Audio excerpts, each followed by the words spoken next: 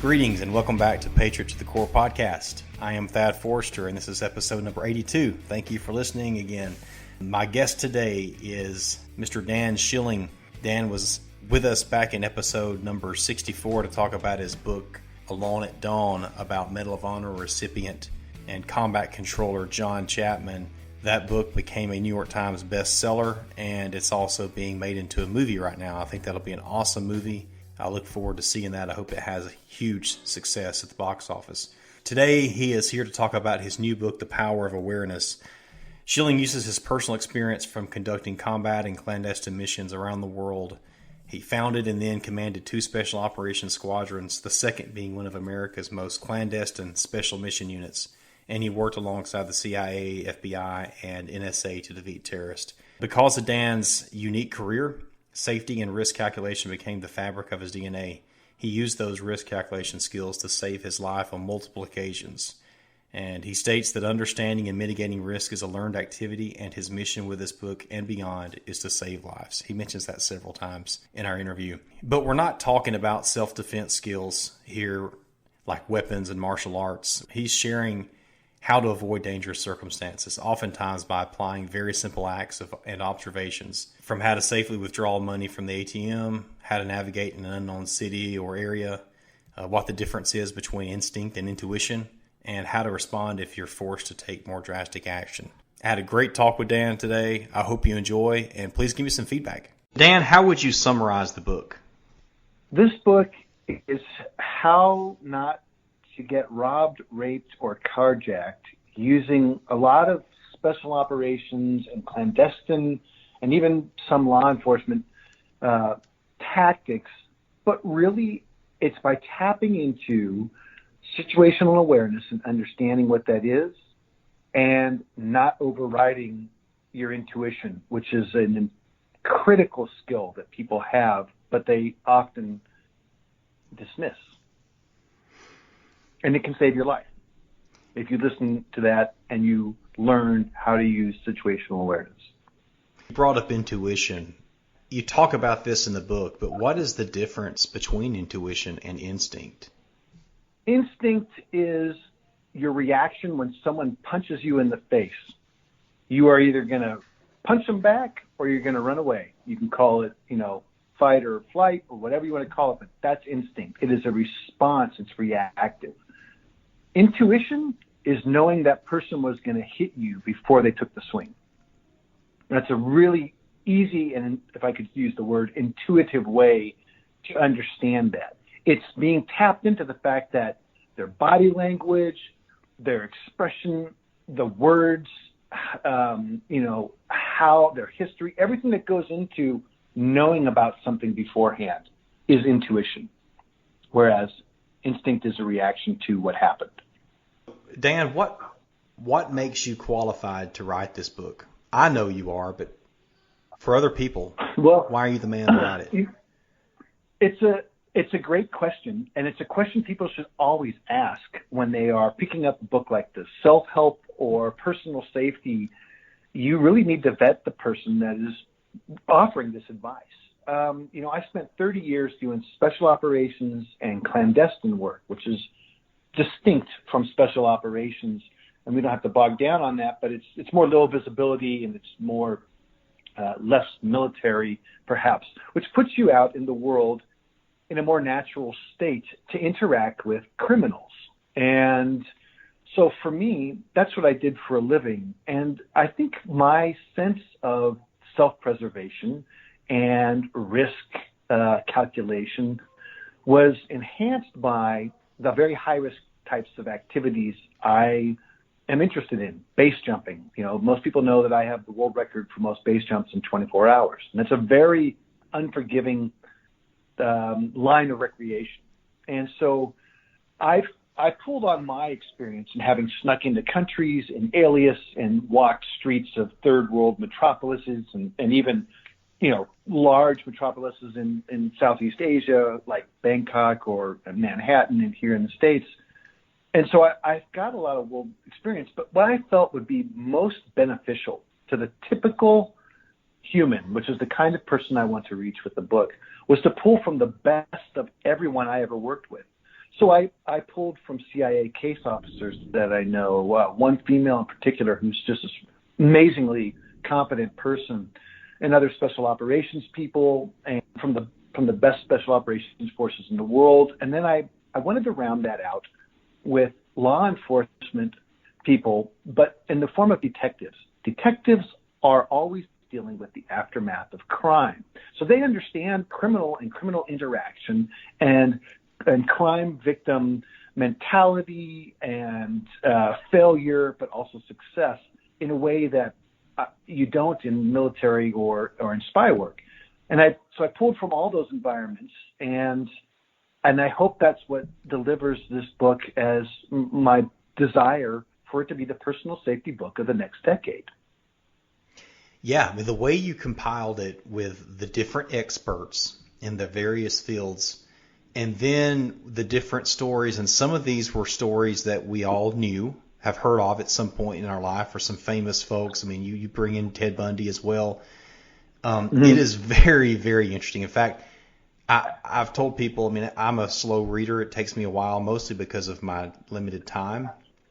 And then now that I'm not commuting to work, I don't listen to audiobooks anymore. Like I used to wear those things out. So now I'm back to reading physical books again.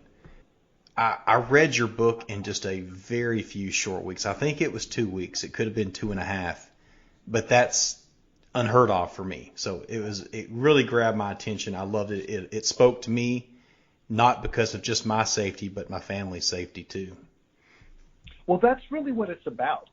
I really recommend this book for people who are interested in the subject and who have traveled or are intellectually curious, of course. But in effect, Thad, you and I are in the same boat. We have the same mission right now. We're not here to save our own lives. You're not having this conversation with me for yourself. It's for the people you love in your life. And for anyone who's listening, this book is for the people you love. That's who it's for. And, it's not full of military speak. I'm like the least military cat you'd ever met after 30 years of special ops. I'm not a big rank guy. I don't like acronyms that way or military speak. I wanted it to be very accessible to the typical human. And that's my intent. So it's written purposely that way. And I'm glad you liked it. I appreciate that. Well, so in the book, you talk about some interviews with some hard criminals, and that's another thing that made it interesting is seeing what are they looking for, how do they choose their victims, and one thing that stuck with me is a criminal or maybe multiple criminals looked at a person's gait, and that's something that I thought about, and I've actually thought about that even before reading your book because my Achilles injury, which I had a limp for a long time. And I've worried now that I may still have one and I don't know it, or I walk differently. It's affected my gait. So will you tell me what they said about that and how that affects their choosing of a victim? It was it was several studies. I only referenced, I think, 2 or 3 in my book, but there are many studies on this. And what was fascinating for me to learn was criminals pick up on very subtle aspects of how people walk or their body language. Attire, of course, is a whole other subject, and it also transmits things about you, and we can come back to that. But people who are walking with purpose, people who tend to walk faster, so people with a smoother gait, very fluid movements, are less likely to be targeted than people who are tentative. And if you think about it, it's a very natural association. People who are unsure or unsteady in their gait are transmitting that information to other people. And criminals, unsurprisingly, are very attuned to looking for those signals because that's what reinforces successful crime attacks. And I was amazed at that. And it makes you should be aware if you have a limp that you might be more likely targeted for crime. And because it draws attention to yourself. And it's Darwinian, absolutely, because and I talk about chimpanzees and how violent chimpanzees are and the similarities between them and human warfare. They attack from behind and they go for weaker animals. And weaker can be described as if you have a limp or a disability. That doesn't mean you are less in the world. It means that criminals may pay more attention to you. And if that's the case, you should be more aware. Yeah, good point. Let's talk about some of the practical things that's easy to apply to us. So you've been putting out a series of videos, short videos affiliated with the book, and the two that I know off the top of my head are an ATM and at a restaurant. You know, you can think that the ATM, I mean, I would imagine a lot of people think, oh, I know how to be safe at an ATM, but you really gave some really good, simple details. Will you describe how to be safe when using an ATM? Yeah, and it's and I encourage people, you can go to danschillingbooks.com for anyone listening, and you can see my videos. They're always for free, as are all the exercises from my book and the resources from my book. Everything's available for free, not the book, but all the things I talk about that you should practice are in there. And to your point, the ATM video, the way I like to help people understand ATMs or to look at them differently than they have in the past is ATMs are the human equivalent of a watering hole on the Serengeti. And what I mean by that is predators and prey both come to that same spot, except they don't get water, they get cash. And if you're, the potential target, you're getting your cash. If you're the potential criminal, they're getting your cash. And everybody converges on these spots. And the thing you don't want to do, and people should check out the video, is when you go to that ATM, don't be staring at the ATM the whole time. You should be thinking about what's around you. And before you walk up to that ATM, look around, long before anyone can identify you as heading for the ATM. And you'll see, are there blind spots you should be wary of? Are there people you don't like standing around or within running or striking distance? And that's really what that's what my videos are about. And that's really what the whole book is about, is look around, see and understand what's around you. My book is not about martial arts or carrying a gun. Yeah. Would you say it's different for the ATMs that are drive up, that you sit in your car? No. Well, here's where they have common considerations. If you are in a rush and you come zipping into a bank at night through a dark parking lot to the well-lit ATM drive up, and then it's going to be dark on the way out, if you don't really know what's out there in the dark, you know what's out there? Anything. And so stop 100 yards short. Take a look at the bank and just look around. Is there a car backed in there or two and it's nighttime? Are there people around? Is there somebody who could run around the corner while you're getting your cash, reach in your window, grab your purse and the money you just extracted, and be gone before you can even open your door? It's the same thing. Just be aware. And it's not about paranoia. It's about seeing what is actually there, just being open to it. And that's the core of my book anyway. All right, so what about some advice for women that live alone? And not necessarily women, but I'm focusing in on them because of some examples you gave in Venice Beach, California. I think it was about 3 different women, and it was the same guy that was targeting them. Why was he targeting the women that he did in that gated community? Well, in his case, he had an MO, and his MO was he clearly. I never interviewed this guy, but I got the stories from the detective who worked the crime, all the crimes. And what he would look for is apartment complexes that had secured gates, so that makes people feel safer. You had to, you couldn't just, it wasn't an open courtyard. You had to walk through a gate where that had a code. He would follow the potential victims through the gate and ask them to hold the gate for him, claiming that he needed to see somebody inside. But it's less about that particular MO. I don't want people to focus on, this is what this guy did, and I should really pay attention to gates. What really matters, there are 2 things, and for women in particular, but for anyone living anywhere, is to assess what your vulnerabilities are. And it's about preparing and understanding where you live from a criminal's viewpoint. And in his case, he had targeted these women. They all had first floor apartments that had windows that opened to the outside street. So security doesn't make any difference if he can get in that window. So he was pretty smart about that. But what matters for anyone listening is, and you at home, and people with loved ones and kids, is how you keep someone from getting in is understanding how to prepare your home. And rather than bog down on that, while we're talking, I encourage people to buy the book, or any local police department or any other book on home preparation, and look at windows, look at doors, and think about the kind of things that you should have inside. But I do believe there's a separate world for women. I think women in society live in a world of often double standards. And Thad, you and I aren't going to solve that problem here in the course of a dialogue. It's definitely not fair, and I can't speak for women, but in the course of writing this book and interviewing women and researching this, women are subject to judgments in society that they can sometimes allow themselves to place their person in jeopardy because they don't want to be silly or they don't want to be rude. These are these two judgments that come against women that, Thad, you and I wouldn't have a problem with. Someone says, oh, you're being rude. We say, pound sand.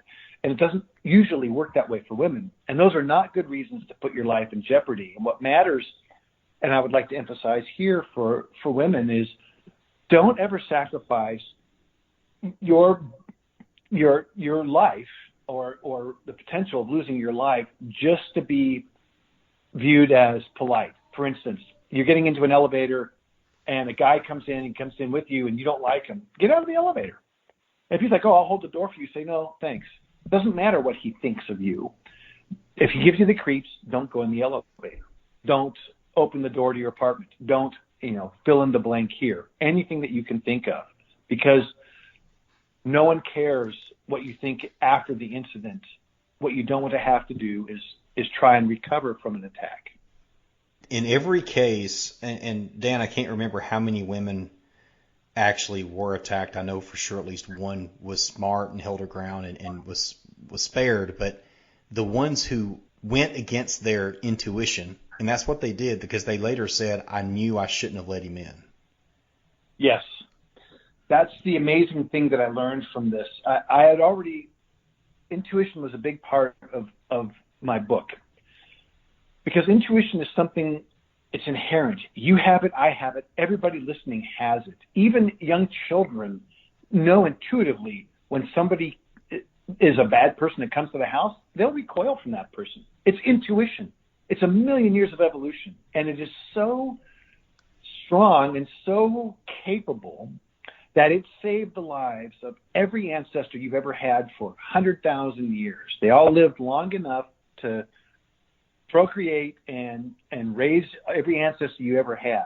And throughout human history, people were always in touch with their intuition because it was existential. You needed to pay attention to it, because if you didn't, it was at your own peril. I say that now there's never been a safer time to be a human in human history out of thousands and thousands of years of civilization than now, because you're less likely to be raped, sold into slavery, involved in a war, or have all of your possessions stolen now than any time in history. I'm not saying those things don't exist and they're terrible, but you override your intuition because there's no penalty to you for doing so. And so people get complacent. And that's why when you walk out of that office building where you work every day and you cross a dark parking lot every night and you're comfortable with it, but that one night you open the door and stop. If you stop for whatever reason, you should pay attention to that. But what most people do is say, that's silly, or I'm in a rush, or it's only 100 yards, I'm going to be okay. That's the mistake. And I talk about this a lot in the book because that's the foundation for personal safety. It's your own skills that you have. You don't have to be a spy. You don't have to be a special ops guy. You just have to stop and listen. And mostly your intuition is telling you what not to do. You've got a few exercises in the book, and one of those intuition exercises, I took all the exercises, but the one that I remember right now is, I was right. You're saying go back to a situation where you felt you had this feeling. You had no way to prove it, but you found out later that what you felt was accurate. And sure enough, it was a situation with, it was a woman and someone my wife had met, and I was spot on with it. But was it a